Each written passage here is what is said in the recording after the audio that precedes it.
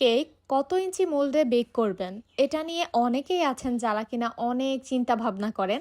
তো এত চিন্তা ভাবনা করার দরকার নেই, আমি একদম শর্টকাটে বলে দিচ্ছি। আসলে অনেক আপুরাই কিন্তু নতুন বেকিং এ আছেন যারা কিনা এই বিষয়গুলো এখনো ওইরকম ভাবে বোঝেন না, তাদের জন্য আমার আজকের এই ভিডিওটা। এই যে দেখেন, আজকের যে কেকটা দেখতে পাচ্ছেন এটা হচ্ছে আমার 1 পাউন্ডের একটা বেস। এটাকে আমি 4টা লেয়ার করতে পেরেছিলাম, কারণ হচ্ছে এটাকে আমি 5 ইঞ্চির যেই মোল্ডটা আছে সেটাতে বেক করেছি, সেই জন্য আমার এই কেকটা কিন্তু হাইট কেক হবে। আর যদি আপনারা চান যে একটু ফ্ল্যাট কেক করব বা 3টা লেয়ারে করব, তাহলে আপনারা চাইলে একটা 1 পাউন্ডের কেক মানে 2 ডিমের কেক 6 ইঞ্চি বা 7 ইঞ্চি মোল্ডে বেক করতে পারেন। এটা হচ্ছে রাউন্ড মোল্ডের মাপ। আর যদি আপনি এটাকে স্কোয়ার মোল্ডে করতে যান তাহলে আমি বলবো 2 ডিমের একটা 1 পাউন্ডের কেক আপনারা 6 ইঞ্চি স্কোয়ার মোল্ডে বেক করে নেবেন। তবে হ্যাঁ, এই মাপটা শুধুমাত্র কিন্তু স্পঞ্জ কেকের ক্ষেত্রে, ময়েস্ট কেকের জন্য কিন্তু মোল্ড যাচাই এমনকি বেক করার নিয়মটা একটু আলাদা।